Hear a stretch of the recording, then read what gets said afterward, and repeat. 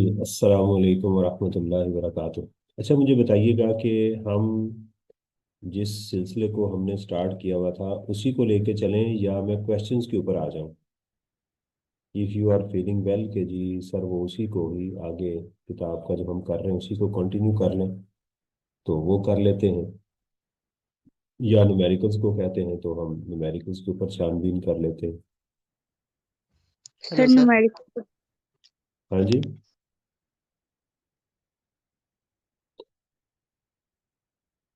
Numerical को discuss कर लेते हैं। और भी चलें, दो वोट आ गए। और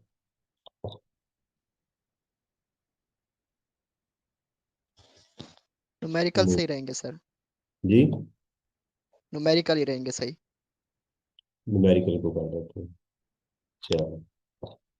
अच्छा सर, ये बता दें कि ये जो हम अगर वो रशीद और बशीर वाला जो केस था ना, अगर दोनों सेल और परचेज दोनों ही अनरजिस्टर हो और लिमिट भी क्रॉस हो रही हो तो फिर क्या होगा सर? चलो अभी करते हैं। हमने कहा जी अगर दोनों अनरजिस्टर्ड से हों, मैं अभी उसको आपके साथ शेयर करता हूँ। हमने अभी पिछले लेक्चर में एक बनाया था ये केस कि जो रशीद है उसने सेल की है अनरजिस्टर्ड को। 10 मिलियन की लिमिट उसने क्रॉस कर दी है। हम सेल्स टैक्स को डिस्कस कर रहे हैं और उसने बाय किया है रजिस्टर्ड पर्सन से। ठीक है।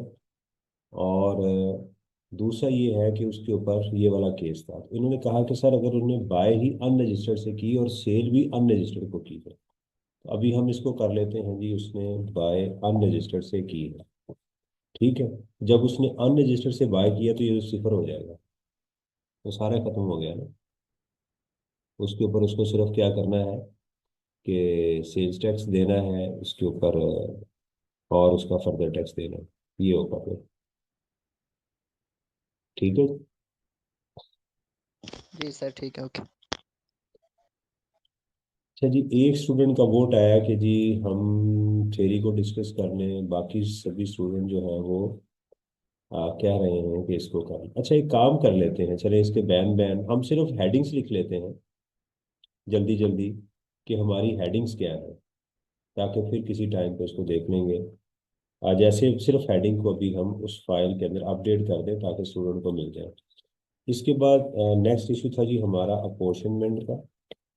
अपोर्शनमेंट ऑफ रिजिजुअल और कॉमन फुड टैक्स। ठीक है।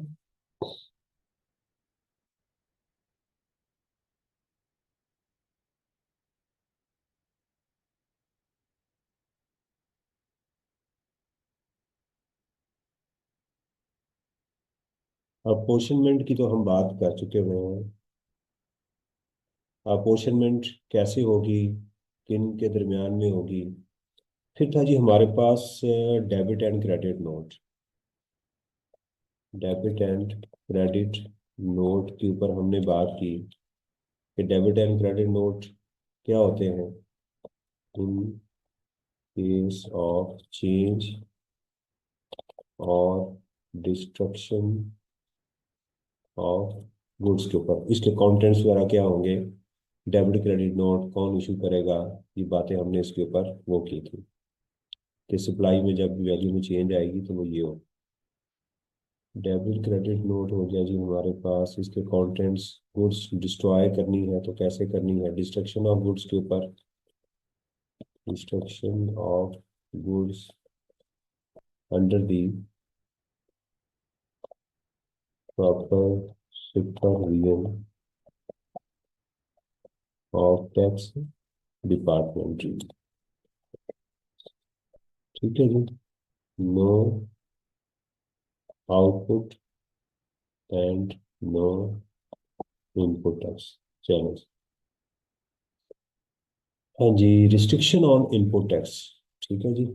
90% restriction on input tax and it's exceptions. कि कब ये लगेगा, सेक्शन 8B, कब ये लगेगा और कब ये नहीं लगेगा। जी बिल्कुल, मैं इसको यूट्यूब पे भी लगा दूंगा। तो उसके बाद हमारे पास था जी रिस्ट्रिक्शन ऑन इनपुट टैक्स और उसकी एक्सेप्शंस आ गई। एक्सेस इनपुट टैक्स, ये बात पेपर में थ्योरी में बहुत दफ़ा आ चुका हुआ है जी। Excess input tax collected, its treatment if its burden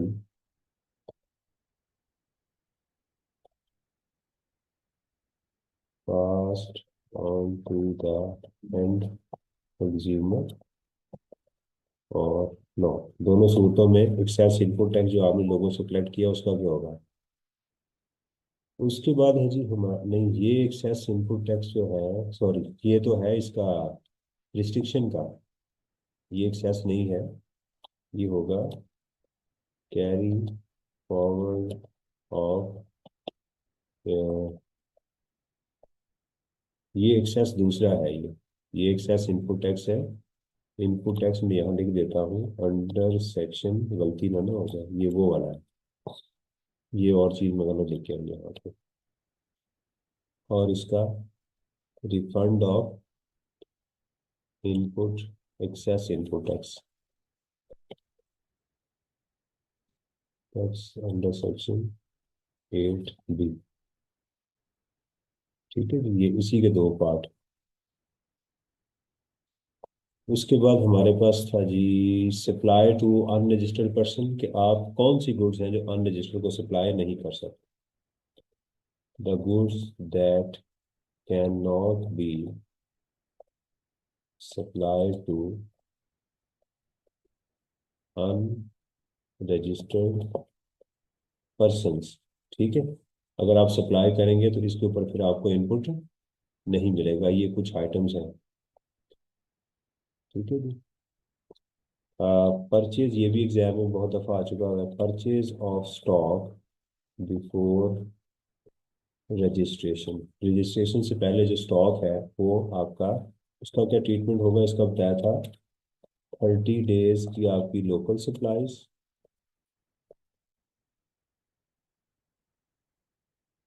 and 90 days की इंपोर्ट आपकी जो है उसका आपको इनपुट मिल जाएगा, वो आपकी इस महीने की परचेज बन जाएगी। वैल्यू एडिशन को आपने छोड़ देना है जी, ये कमर्शियल इंपोर्ट का रिटेलर्स आप, ठीक है ना, tier 1 retailers, tier 1 retailers and their taxation principles. ठीक है जी, इनको जैसे पीओएस मशीन के साथ करेंगे, टीयर 1 रिटेलर्स कौन होता है, ठीक है जी, और उनकी टैक्सेशन किस तरह से होगी। फिर आती है जी taxation of retailers other then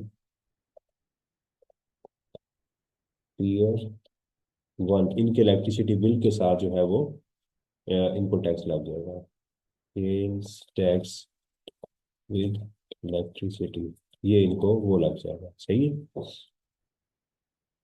आपने ये बात याद रखनी है कि रिटेलर टीयर 1 हो या टीयर 2 जो भी हो, इनके ऊपर जो है वो फर्दर टैक्स नहीं अप्लाई होता।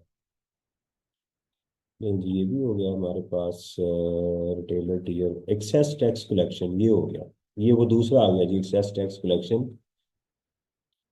एक्सेस टैक्स कलेक्शन ये है, और ये 8B वाला नहीं है, ये है रॉन्गली कलेक्टेड, ये गलती से आपने कलेक्ट कर लिया, उसका tax treatment when it's burden pass to the end consumer और नॉट। ठीक है कि दोनों केसेस के अंदर आपने क्या करना है, इसके ऊपर थ्योरी के ऊपर भी क्वेश्चन आ चुका है, न्यूमेरिकल में भी आ चुका हुआ है। जॉइंट एंड सिविल लाइबिलिटी, आगे जी, joint and civil liability when sales tax is not paid, अगर दो लोगों ने मिलकर टैक्स को चोरी किया तो फिर उनका क्या होगा। जी बेटा मैं कर देता हूँ, ग्रुप में मिल जाएंगे, नोट्स भी मिल जाएंगे, लेक्चर भी मिल जाएगा, सब कुछ मिल जाएगा। ठीक है, ये बात हमने इसमें वो भी कर ली। अच्छा जी, सप्लाई अंडर वारंटी, फिर हम कहते हैं goods supplied under warranty are not subject to sale tax but input is unclaimable. ये हमें मिल जाएगा।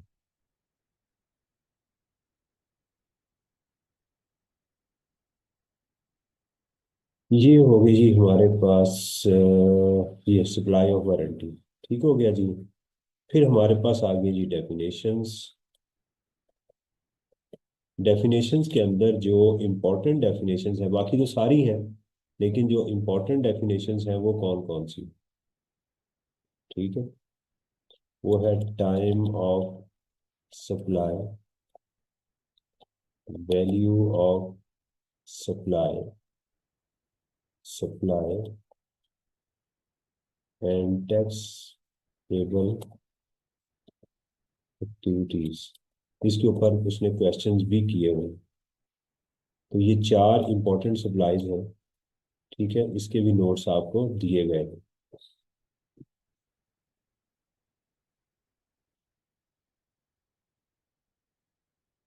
Supply chain, taxable supplies, tax fraud की डेफिनेशन भी इसमें आप बेशक डाल लें, क्योंकि इस दफ़ा चेंज आई है तो वो भी आपसे पूछी जा सकती है। इस दफ़ा वो चेंज आई, उसको ज़रा ध्यान से देखना। ये time of supply, value of supply, adjustment of advance tax, blah blah blah, ये होलसेलर आके जी एक्टिव टैक्स पेयर। ठीक है जी। उसके बाद है जी एक्टिव टैक्स। अच्छा, टैक्स के भी मैंने आपको नोट्स दिए हुए हैं, मैं अगर वहीं से कॉपी कर लूँ तो आसानी हो जाएगी।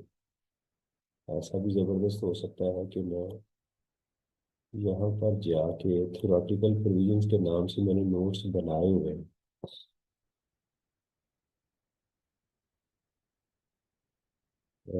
Code of ethics, contents of content analysis. ये आज की फाइल है नहीं, ये पुरानी फाइल है कोई।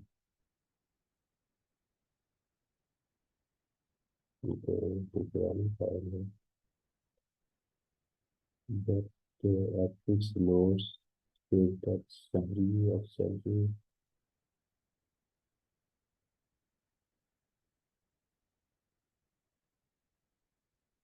टैक्स में पड़े होंगे। ये था भी एडजस्टमेंट्स ऑफ इनपुट। अगर आप इजाजत दें तो ये एडजस्टमेंट ऑफ इनपुट टैक्स सारा ही ना इसमें कॉपी करके डाल दो उसी डॉक्यूमेंट के अंदर ही।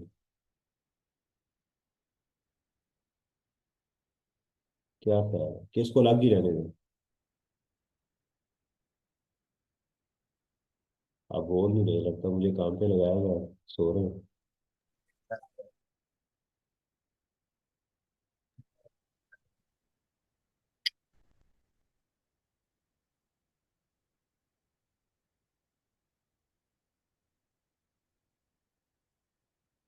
मतलब कि ये सेल्स टैक्स की जो एडजस्टमेंट है इम्पोर्टेंट है। तो यहाँ लिखा है ना एडजस्टमेंट ऑफ इनपुट टैक्स।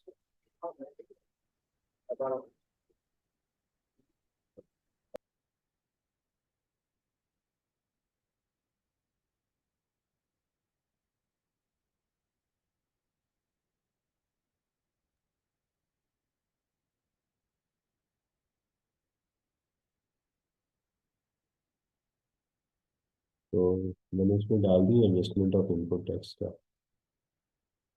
और इसके साथ मैंने एक और भी डॉक्यूमेंट बनाया हुआ था थ्योरेटिकल प्रोविजंस का। ये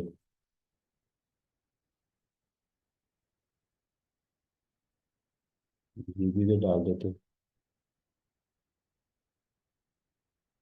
नहीं, मुकम्मल हो गया जी, अल्हम्दुलिल्लाह।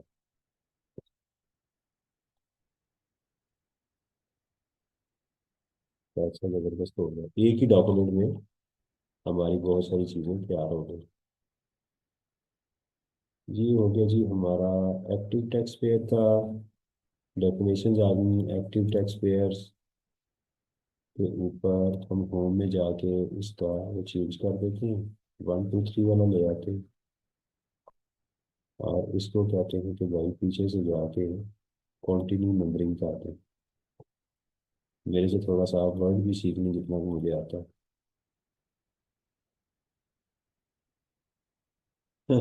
Very good. आमिर कह रहा है जैसे आप कहेंगे हम वैसे ही करेंगे। तो हम इसका टाइम न्यू रोमन में कर देते हैं इसको। ले जी, एक्टिव टैक्स पेयर का आ गया आपके पास, मैंने यहाँ कॉपी कर दिया। Who are required to be registered in the sales tax आ गया, बायोमेट्रिक टेम्पररी रजिस्ट्रेशन आ गया, कंपल्सरी रजिस्ट्रेशन आ गया, change in the particular of the registration आ गया, कैंसिलेशन आ गया, डी रजिस्ट्रेशन आ गया। ठीक है, ये इसको भी हम ए से कर देते हैं। डी रजिस्ट्रेशन की आगे आ गई, सस्पेंशन, रीजन ऑफ सस्पेंशन आ गई हमारी, ब्लैक लिस्टिंग आ गई, रीजन ऑफ ब्लैक लिस्टिंग आ गई हमारे पास जी, रिकॉर्ड्स आ गए। ठीक है जी, और ये रिटर्न फाइलिंग रिक्वायरमेंट आ गई हमारे पास। ये जी माशाल्लाह अल्हम्दुलिल्लाह बड़ा अच्छा डॉक्यूमेंट तैयार हो गया हमारा, है ना। Powers of tax authorities, minimum sales tax liability drawings of sample, और उसके बाद जाके ये आ गया जी एडजस्टमेंट ऑफ इनपुट टैक्स।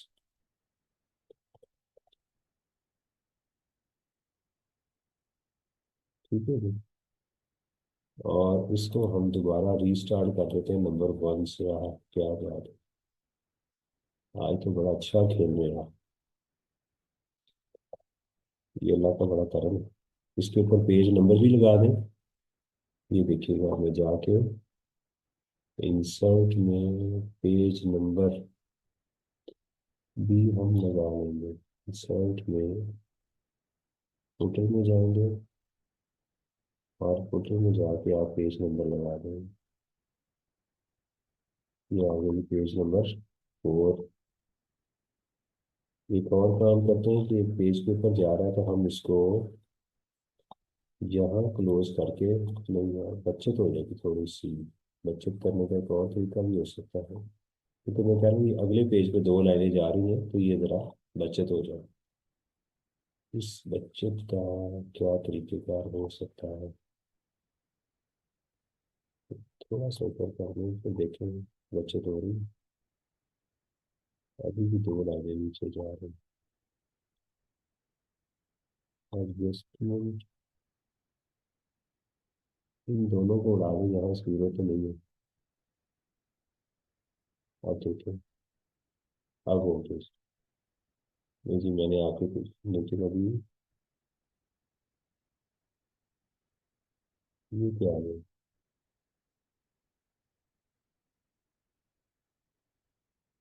ये कहाँ से आ गई ये चीज़ें। अच्छा, इसके नीचे भी कुछ चीज़ें पड़ी हैं। नहीं, ये तो उड़ा दी है ना हमने। इसका तो अब हमने सीधे बात कर लिया है, ये डिलीट हो गई। ये ऊपर से मैंने ये दोनों ये डिलीट कर दी थी। तो यहाँ पर हमारा ये पेज नंबर 4 के अंदर हमने अल्हम्दुलिल्लाह तकरीबन पूरा चैप्टर, इसका मैं कलर जरा खत्म करूँ। ठीक है जी, ले जी अल्हम्दुलिल्लाह ये हो गया जी आपका डॉक्यूमेंट तैयार, एडजस्टमेंट ऑफ इनपुट टैक्स का। और इसको जाके अभी फौरी तौर पर मैं मीट द टैक्स डॉक्टर के अंदर इसको कर दूँ, सेंड कर दूँ, ताकि ज़ाती तौर पर जो भी काम है ताकि इसके बाद मैं फ्री हो जाऊँ। ये बड़ा अच्छा डॉक्यूमेंट बन गया जी, पहली दफ़ा मैंने बनाया ये ज़िंदगी में। तो आपके लिए भी इस्तेमाल होगा, और आपसे बाद वाले लोगों के लिए भी इस्तेमाल होगा।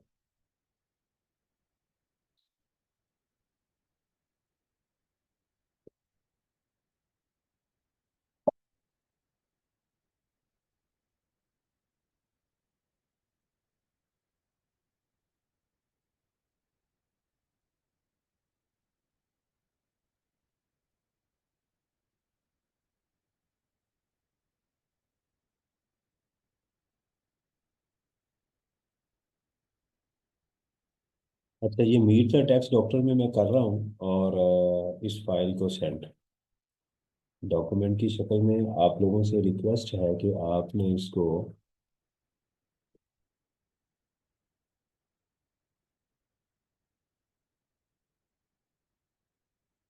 बाकी ग्रुप्स में भी शेयर कर दीजिएगा प्लीज़।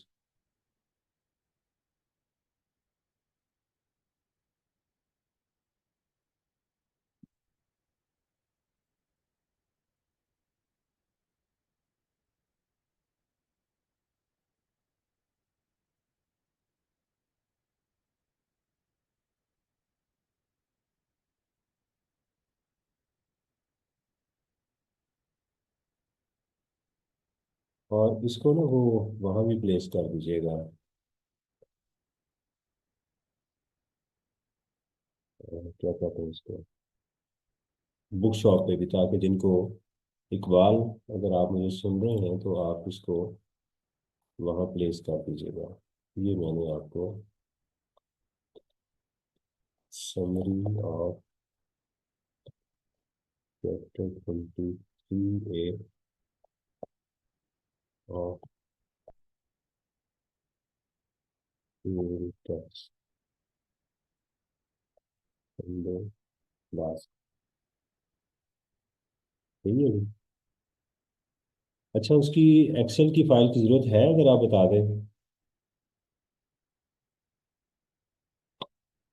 थैंक यू बेटा। जी बताएं मुझे कि आप संडे की वो जो है वो कर दूँ मैं आपको, एक्सेल की फाइल जो मैंने अभी बनाई है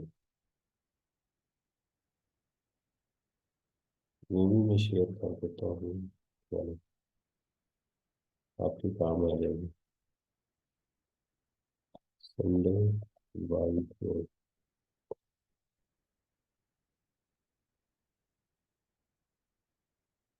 एक चीज़ मैं आपको दिखाना चाह रहा हूँ,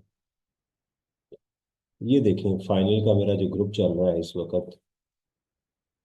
बेटा मैं वहां पर भी अल्हम्दुलिल्लाह इतनी ही मेहनत करता हूँ। आपको मेरी ये स्क्रीन शेयर हो रही है ना, ये देखिएगा।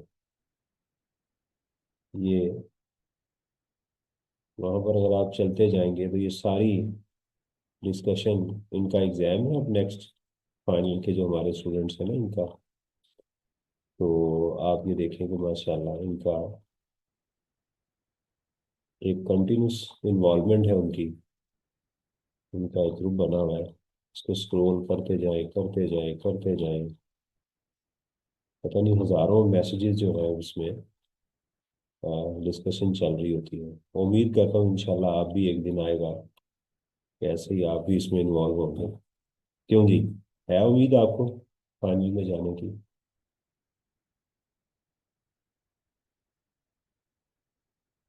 ले जी, अब तैयारी पकड़े और चलते हैं हम अपने न्यूमेरिकल्स के ऊपर। अच्छा, अब न्यूमेरिकल्स को देखते हुए पहले मुझे बताएं कि आप रेडी हैं? आप लोग रेडी हैं? अब हम न्यूमेरिकल्स को, मैं न्यूमेरिकल जो जो ट्रीटमेंट मैं बोलूंगा उस लाइन का ताल्लुक हम इनपुट या आउटपुट से करेंगे, और प्लस उसको हम देखते जाएंगे। ठीक है, आपके साथ मैं शेयर करता हूँ चैप्टर 25। सही है, चैप्टर 25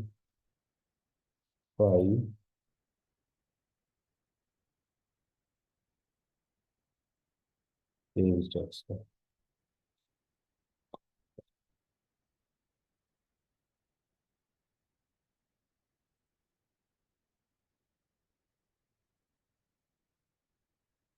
अच्छा, जो क्वेश्चन हम हो चुका हुआ है उसको हम दोबारा डिस्कस नहीं करेंगे। ये क्वेश्चन मेरा ख्याल है कि हम कर चुके हुए हैं, मार्च 2023 का, ऐसे ही।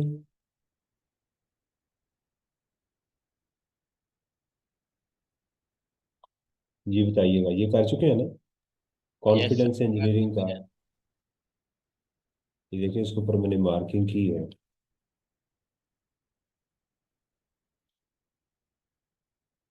अच्छा, ये देखिएगा सितंबर 2022 का। मेरी आवाज़ ठीक से आ रही है? स्क्रीन शेयर है मेरी आप लोगों के साथ?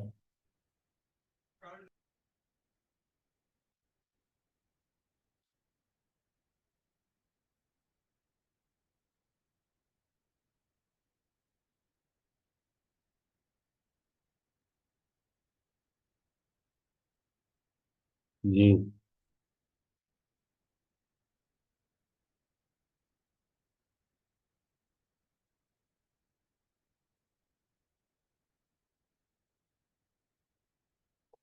आ, एक स्टूडेंट पूछ रही हैं कि रेजिजुअल इनपुट टैक्स के अंदर क्या क्या एडजस्टमेंट्स आ सकती हैं। इसका टेम्पलेट मैंने कहीं, इन्होंने कहा बना सकते हैं, मैंने कहीं बनाया हुआ है इसका टेम्पलेट, और आप लोगों के साथ कहीं शेयर भी किया हुआ है सेल्स टैक्स का टेम्पलेट जो है।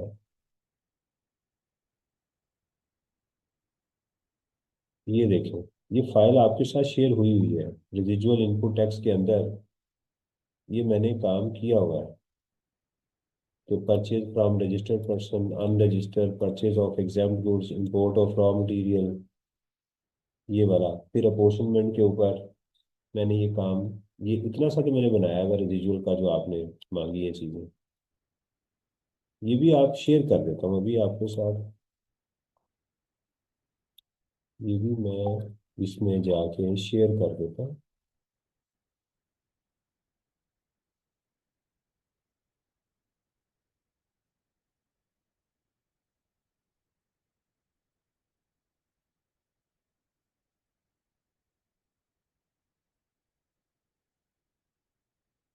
ये टेम्पलेट भी मैं आपके साथ शेयर कर देता हूँ। सिर्फ ये अभी पोर्शनमेंट पार्ट है ये।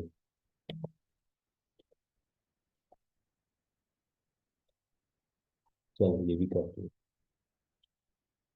चलें जी, अल्लाह का नाम लें इससे पहले कि कोई और काम हो, हम इसको जरा कंप्लीट करें। लें जी, अब देखिएगा जी, ये एक सवाल है जो मैं आपके साथ, अब मैं डिस्कशन करूंगा, जहां पर आपको इशू हो मुझे बता दीजिएगा। अच्छा, आपसे बताते हैं। ये नहीं पता। एक जाहिद एंटरप्राइजेस हैं जिनका ये क्वेश्चन मौजूद है।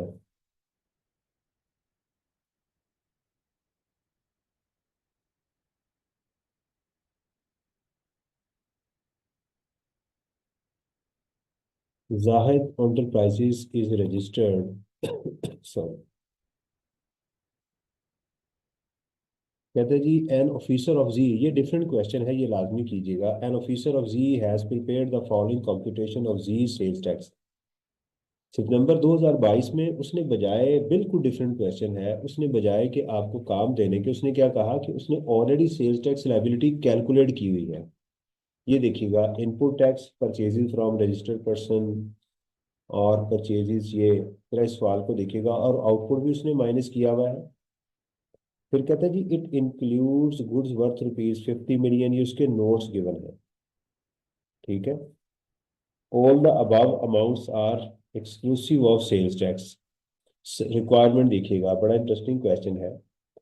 कहता prepare G's corrected computation of sales tax liability for the month of June, state the reasons for ignoring the transaction if any while computing these corrected sales tax liability in part A।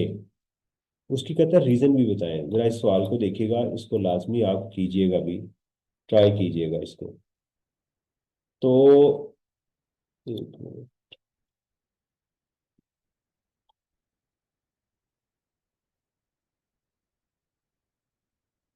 अच्छा जी, ये different तरह का सवाल है। बजाय वो आपको data देता, उसने क्या किया कि जैसा कि टिपिकल क्वेश्चन होता है ना हमारा ये वाला, परचेज और सेल्स का डेटा हमें मिलता है, उसने परचेज और सेल्स का डेटा देने की बजाय उसने कंप्यूटेशन करके दे दी। इसमें घबराने की जरूरत नहीं है। आपने अपने मुताबिक उसी पैटर्न के ऊपर जैसे आप कैलकुलेशन करते हैं उसको करनी है। जैसे है परचेजेस फ्रॉम रजिस्टर्ड पर्सन, कोई नोट नहीं है, ठीक है, उसने आगे सेल्स टैक्स भी कैलकुलेट किया हुआ है। कहता है जी मंथ है जुलाई का, आपने मुझे मेरे साथ कंट्रीब्यूट करना है यहाँ पे। कहता है जी purchase dated 21/12, inadvertently not claim in the December attempt, दिसंबर के महीने में हम इसको क्लेम नहीं कर सके। उसने इनपुट लिया हुआ है, क्या लेना चाहिए बताएं, यस और नो। इशू क्या है इसमें? इशू ये है कि आपने दिसंबर में उसका इनपुट क्लेम नहीं किया, तो कहाँ जाके लेना आपने? दिसंबर को छोड़ दें, जैन, फेब, मार्च, अप्रैल, मई, जून कर सकते हैं। तो ये सही है, इसको अभी फिलहाल हम नहीं छेड़ेंगे। Yes time sir. बार नहीं बेटा हुआ ना, दिसंबर है ना, तो दिसंबर का इनपुट आप 6 माह में ले सकते हैं। तो हम जून की कैलकुलेशन कर रहे हैं, ऊपर देखिएगा टाइम बार नहीं है ये। आगे देखिएगा, gas bill paid in cash, okay, gas का बिल कैश में पे किया जा सकता है। Electricity bill of rented premises showing particular of the landlord, ठीक है, ये गलत है। ये आपने,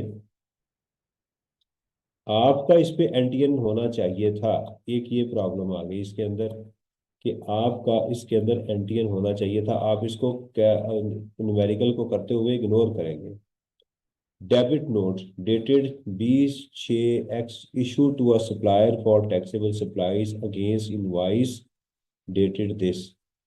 आप बताएं कि डेबिट नोट जो है आपका उसने इशू किया हुआ है, आपने, डेबिट नोट क्या होता है? टू अ सप्लायर, बिल्कुल परचेज रिटर्न बनती है परचेज आपकी। Return sir. जी, शाबाश।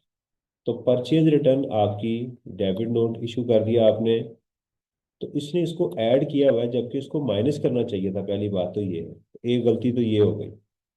दूसरा, क्या ये इशू भी कर सकता है अपनी कि नहीं कर सकता? देखें, डेबिट नोट आपकी टैक्स लाइबिलिटी को क्या करता है? कम करता है। परचेज रिटर्न जब आप करते हैं तो आपकी, सॉरी, टैक्स लाइबिलिटी को बढ़ाता है। चूंकि ये बढ़ाता है टैक्स लाइबिलिटी को, इसलिए इसके लिए टाइम 180 डेज का कंसीडर नहीं करेंगे। गलती जो मुझे नज़र आ रही है वो यहाँ ये नज़र आ रही है कि इसको नेगेटिव में होना चाहिए था। ये मुझे यहाँ इसकी मिस्टेक नज़र आ रही है। फिर कहता है जी, आपका payment payment on 30/3 June against sales tax invoice dated 5/4/2। उसने पेमेंट की है, एक सेल्स टैक्स इनवाइस थी आपके पास अप्रैल की, उसकी पेमेंट आज कर रहा है वो।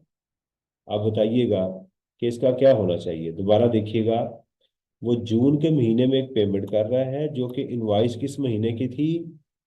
अप्रैल की थी। क्या ये इसको यहाँ लिया जा सकता है 70 मिलियन को, या नहीं लिया जा सकता?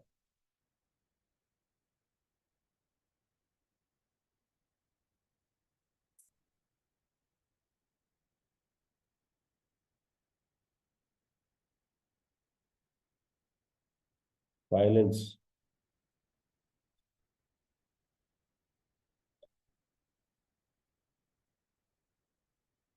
जी,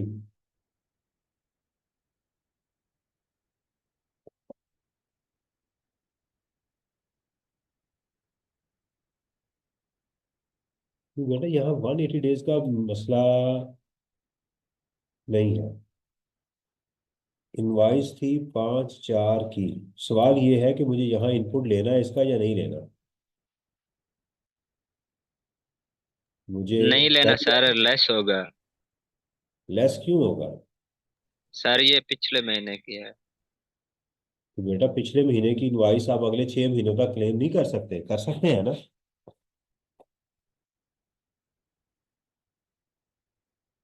सवाल यहाँ ये पैदा होता है कि उसने पेमेंट अब की है इनवाइस, तो अब यहाँ एक सवाल बनता है कि क्या इस इनवाइस का पिछले महीने में इनपुट लिया था या नहीं लिया था?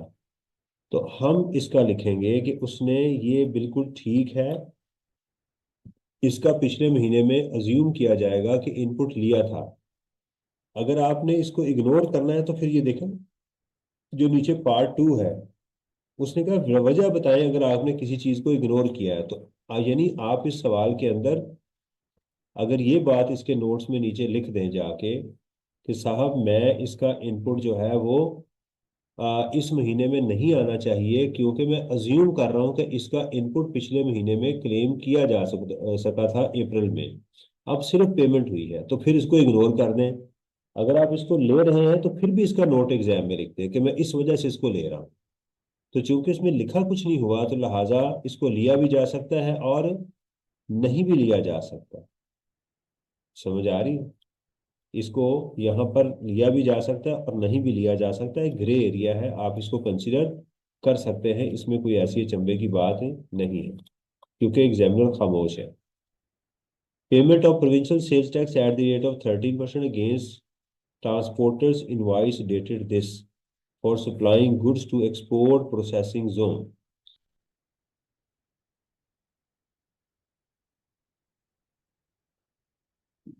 कहता है जी ट्रांसपोर्टर को आपने पेमेंट की है प्रोविंशियल सेल्स टैक्स की, तो वो हमारा इनपुट तो होता है, लेकिन एक चीज हमने पढ़ी थी कि अगर आप गुड्स प्रोवाइड करेंगे एक्सपोर्ट प्रोसेसिंग जोन के अंदर तो इसका रिफंड मिलना चाहिए, तो लिहाजा इसको यहाँ नहीं होना चाहिए, इसका डायरेक्ट कहाँ जाना चाहिए, रिफंड में इसको जाना चाहिए। तो हम इसको यहाँ से निकाल देंगे। इसको करिएगा जरूर ताकि आपको अंदाजा हो कि करना क्या है।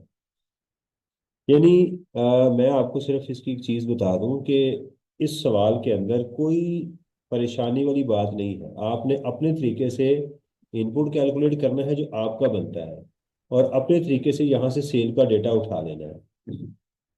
इसमें इस बात पे परेशान नहीं होना कि यार ये डेटा तो बिल्कुल डिफरेंट तरीके से, आपने वहीं से इनपुट निकाले वहीं से आउटपुट निकाले और देखें अगर डाइवर्सिफिकेशन है तो उसकी अपॉर्शनमेंट करते हैं। ठीक है, सिर्फ डेटा यहाँ देने का अंदाज डिफरेंट है और कुछ भी नहीं है इसके अंदर, तो इसलिए यहाँ परेशान होने की जरूरत नहीं है। यही तो एग्जाम होता है कि आप प्रैक्टिस करके जाएंगे तो चीजें आपको समझ आनी शुरू हो जाएंगी। Advance pay to a supplier at the time of placing an order for customized good. These goods will be delivered in October X2। अभी हमें जुलाई है, आगे डिलीवर होनी है, तो ये सही है। एडवांस आपका टैक्सेबल एक्टिविटी गिनी जाती है। Purchase of plant and machinery यहाँ से निकाल दें क्योंकि इसको बाद में करना है लेकिन इसको बाद में करना है। Sale of taxable goods to registered person, इसका नोट नीचे दिया हुआ है। Sale taxable goods to unregistered person. Credit note this issue to a customer, credit note issued to a customer for taxable supplies against invoice dated यकम 12। ये मेरा ख्याल है इग्नोर करना पड़ेगा आपको क्योंकि क्रेडिट नोट आपकी टैक्स लाइबिलिटी को कम करता है, इसको 180 दिनों के अंदर अंदर हो जाना चाहिए था। Garment withdrawn bye honour during the June, ये भी ठीक है, इसको लेना चाहिए था अगर उसने गारमेंट्स विड्रॉ की है तो। Note number 1, it include goods 50 million supply to export processing zone for further manufacturing. ले जी, इसका मतलब ये है कि जिस बंदे ने ये सेल्स टैक्स लाइबिलिटी कैलकुलेट की है उसने की ही गलत है, क्योंकि हमारे पास जो सेल्स आ रही हैं ये वाली, इसके अंदर जीरो रेटेड गुड्स भी मौजूद हैं, इसके अंदर हमारे पास जीरो रेटेड गुड्स भी मौजूद हैं, तो इसको यहाँ से हमें एडजस्ट करना चाहिए था, तो हमारा पैटर्न दूसरा होगा। Note number 2, 20% of these goods are supply to end consumer. क्या करेंगे, फर्दर टैक्स नहीं लेंगे, सही है। इसमें कोई नई चीज मुझे नजर को खास नजर नहीं आ रही, मां सिवाय इसके कि डेटा आपको एक डिफरेंट तरीके से दे दिया गया कंफ्यूज करने के लिए। आप अपने ही पैटर्न से वर्किंग 1 बनाएं, क्योंकि नीचे जो सेल है वो डाइवर्सिफाइड है, वर्किंग 2 बनाएं, उसका इनपुट कैलकुलेट करें और सवाल को करें, इंशाल्लाह ये 90-80% आपसे हो जाएगा।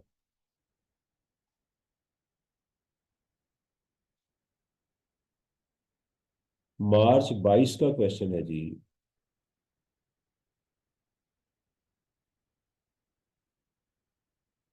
काजमी ट्रेडर्स का, Kazmi trader is registered under this KT is engage in the month है जी फरवरी का। ठीक है, देखें इस सवाल में और उस सवाल में देखें क्या है, यहाँ परचेजेज और सप्लाईज इस तरह से गिवन है, इस क्वेश्चन के अंदर उसने कैलकुलेशन करने की कोशिश कर दी है और इसमें कोई खास बात नजर नहीं आ रही। Taxable goods from registered person, 20% of these goods were return to the suppliers, वो डाल दे, माइनस कर दे। Taxable goods from unregistered person ignore कर दे, एग्जाम्ड गुड्स इग्नोर कर दे। Electric and sanitary fitting 60% use in the factory building and 40% use in the office building. तो फैक्ट्री के लिए तो आपको मिल जाएंगी, बिल्डिंग के लिए आपको नहीं मिलनी चाहिए। प्लांट एंड मशीनरी इसका अलग होगा।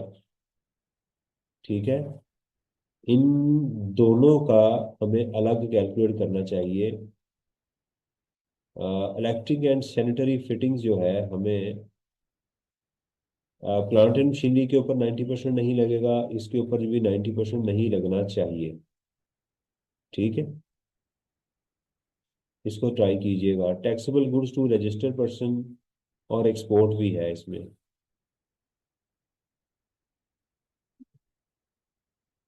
Electricity bill paid in February include sales tax, this 60% of the amount was factory. इसको देखिएगा कि आपको क्या समझ आ रही है, इसको ट्राई करने की कोशिश कीजिएगा। मैं असल में एडजस्टमेंट्स के ऊपर आना चाह रहा हूँ। ये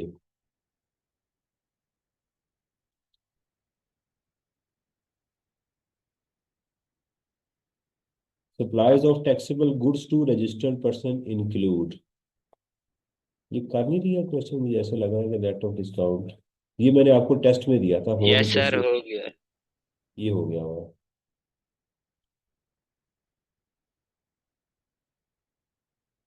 supply of taxable goods to registered person include, ले जी, गुड्स वर्थ रुपीस, मैं यहाँ से एनोटेशन ले लूँ। Goods worth rupees 560 sold to a new customer at a discount of 20%. JFA normally allows discount 10%. क्या करेंगे?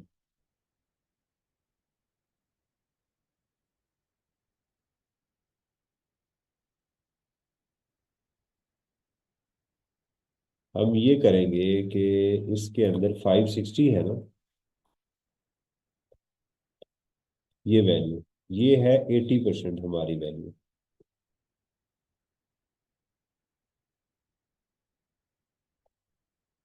ये है 80%, तो आपकी ओरिजिनल वैल्यू क्या आ गई?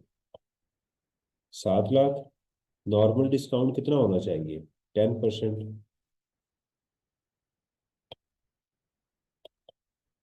अगर आप इसका 0.9 लें तो 630 है, यानी रॉन्ग वैल्यू कितनी है? 560।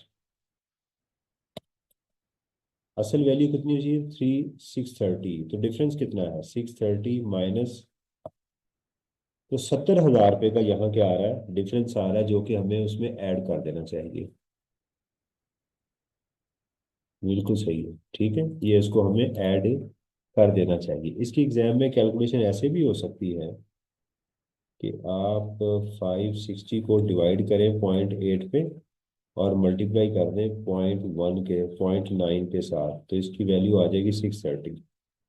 या इसको 0.1 के साथ करेंगे तो ये वैल्यू आ जाएगी।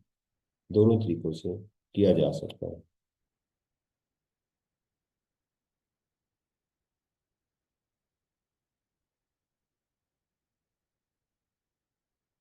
जी,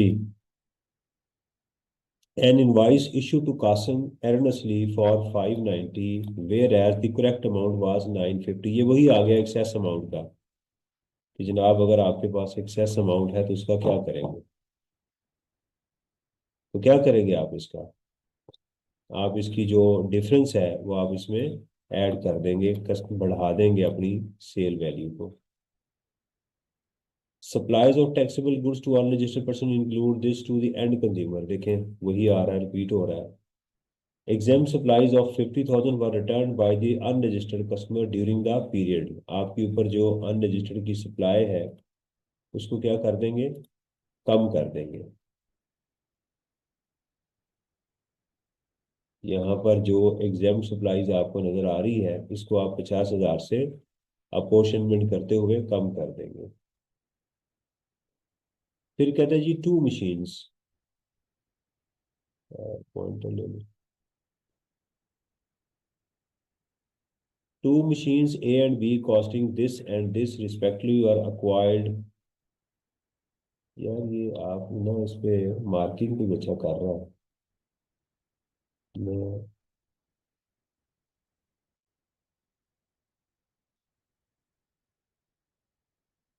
were acquired and commissioned into operation in August. Machine A has been used for manufacturing taxable as well as exempt supplies, where machine B has been only manufacture of export goods. तो क्या करेंगे, इसका जो input है ये refund में चला जाएगा और इसका कहाँ चला जाएगा, अपॉर्चनमेंट में चला जाएगा। ठीक है। Input tax or invoice of this was paid on this, but inadvertently it could not be claimed in the return for the March and thereafter. हमारा महीना कौन सा है, अगस्त का, सही है।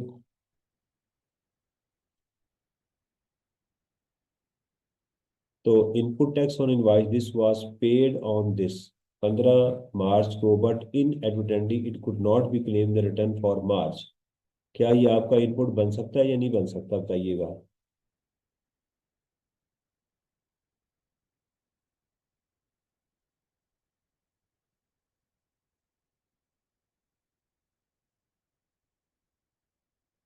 मार्च बन सकता है जी, बिल्कुल ठीक है ना, ये हमारा बन सकता है क्योंकि मार्च है ना। तो आप इसको इनपुट में ऐड कर सकते हैं अप्रैल मई जून जुलाई अगस्त और सितंबर में, तो हम तो अगस्त में हैं, तो ये हमारे इनपुट का हिस्सा बन जाएगा। बिजली का बिल है जी 1,24,000 रुपये का, कैश में पे किया है, नो इशू, कर सकते हैं आप। सेल्स टैक्स ब्रॉड फॉरवर्ड हमारे पास 4/25 का है, ये भी आप कर सकते हैं। ठीक है, ये भी हम इसमें लेके जा सकते हैं। मुझे बताइएगा कि ये जो क्वेश्चन आपने किया सितंबर का, इसमें कितने पॉइंट्स ऐसे हैं जो आप कहते हैं जी मैंने पहली दफा देख रहा हूँ। अपनी असेसमेंट हम करें ना, कितने इसमें पॉइंट्स ऐसे हैं जो आप कहें जी हम पहली दफा कर रहे हैं।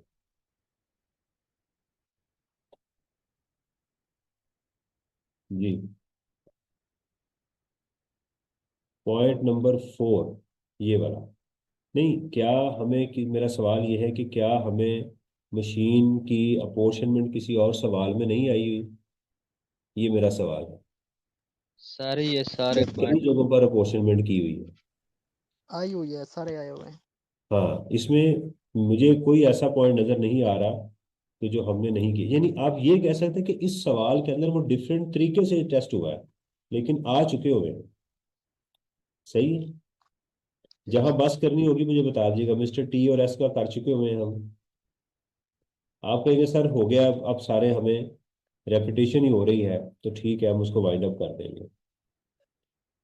Supplies of taxable goods to registered person include invoice earnestly issued to Mr. R for 7। देखें, पिछले क्वेश्चन में भी था, यहाँ भी आ गया कि 7/20 की इनवाइस कितने में इशू कर दी गई है, 270 की।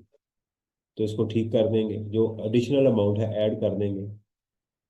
Supplies of taxable goods to unregistered person include to end consumer, बार बार पॉइंट आ रहा है, फर्दर टैक्स के लिए ये लाइन बताई जा रही है आपको। Purchases from unregistered, purchases from registered supplier of tax include, एक अमाउंट है जी 18 लाख की, paid for purchase of raw material, how only 40% of the goods were supplied during August. बताइएगा क्या ट्रीटमेंट होगा, क्या 40% का होगा या इस लाइन का कोई ट्रीटमेंट होना चाहिए, नहीं होना चाहिए।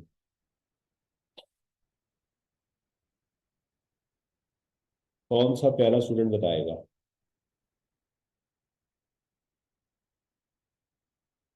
ये ट्रीटमेंट क्या होगा अली इस लाइन का, वो कहता है जी परचेज में 18 लाख की अमाउंट शामिल है, जबकि 40% गुड्स अभी हमें मिली है, तो क्या परचेज में 18 लाख रहने दें 60 पे, या 60% को निकाल दें, क्या करें।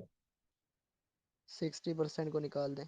नहीं, इस लाइन का ट्रीटमेंट क्या होगा, हमारे सवाल में लाइन का ट्रीटमेंट क्या होगा ये मैं पूछ रहा हूँ जी आमिर।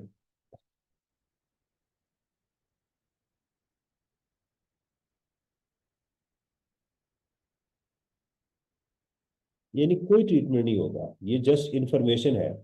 यानी परचेजेस में 18 लाख की अमाउंट पड़ी हुई है, वो ठीक पड़ी हुई है, हमें इसका कुछ भी नहीं करना।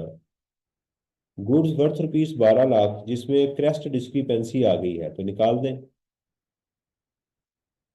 चैलेंज फिर आ गया जी, two machine A B this and respective are acquired and commission in operation has been used for taxable and B for exempt supplies, इसका इनपुट ज़ाया कर दें, इसको अपोर्शनमेंट कर दें इसके इनपुट को। ठीक है। Input tax this was paid on this but inadvertently it could not be claim in the return for the month of March. ये तो लग जाए जैसे क्वेश्चन रिपीट हुआ हुआ है। Electricity bill paid in cash, no issue. Taxable supplies were returned by the registered customer during the period, returned by the customer, sales return आ गई। ठीक है। Sales tax brought forward. जी इतना काफी है या आप चाहते हैं कि इसको कर लें? वही चीजें बार बार अब रिपीट होना शुरू हो गई हैं।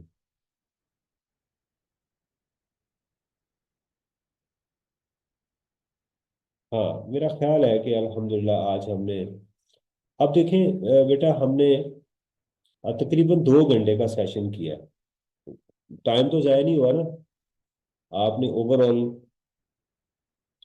मैं तो कोई काम और भी मेरे पास थे जो मैं कर सकता था, लेकिन अल्हम्दुलिल्लाह यहाँ पर बैठ के हमने, आज आपको ये सुकून होगा कि यार आज मैंने, आज का दिन मैंने कोई काम कर लिया होगा। ठीक है। तो कल से इंशाल्लाह हम अब अपना इनकम टैक्स स्टार्ट करेंगे। आप लोगों से दरख्वास्त है कि इनकम टैक्स को, और वो स्टूडेंट जिनका भी पीआरसी का रिजल्ट आया, उन्होंने भी नई ज्वाइनिंग दी है क्लास के अंदर, स्टूडेंट ऐसे आ रहे हैं, उनसे भी रिक्वेस्ट है कि उनका तरीक़ेकार पैटर्न ये है कि अभी वो इनकम टैक्स को स्टार्ट करें, सेल्स टैक्स को शुरू करना शुरू कर दें उधर से। ठीक है। और आप लोगों से भी रिक्वेस्ट है कि आपने इनकम टैक्स जब मैंने करना है तो उसके साथ साथ मेरे लाल आपने बंद नहीं करना सेल्स टैक्स और पिछली चीज़ों को, साथ साथ आपने रिवाइज करते जाना है, बाद में मसला ना हमारे लिए हो। कभी हमने हफ्ते में एक दफ़ा कम से कम एक सेल्स टैक्स का न्यूमेरिकल लाजमी आपके हाथ से गुजरना चाहिए, ये अपनी रूटीन का हिस्सा होना चाहिए। ठीक है जी। तो अल्लाह ताला आपको खुश रखे। आपके आने का शुक्रिया। जज़ाकुमुल्लाह खैर, अहसन जज़ा। थैंक यू अस्सलाम सर। वालेकुम वरहमतुल्लाह जी। Thank you sir. जजाक जी जजाकल्ला सर, जजाकल्ला, लव यू सर। अल्लाह ताला आपको खुश रखे जी। बहुत शुक्रिया। अब वो मेहरबान एसोसिएट का उनको मैंने कहा हुआ है कि मुझे भेज दे, जैसे मुझे लिंक मिलता है मैं आपके साथ शेयर कर देता हूँ। ठीक है। अस्सलाम वालेकुम वरहमतुल्लाहि वबरकातुहू। जज़ाकुमुल्लाह खैर। Thank you. अच्छा दूसरा आपने एक काम करना है कि ग्रुप के अंदर, बेटा एक काम आपने करना है।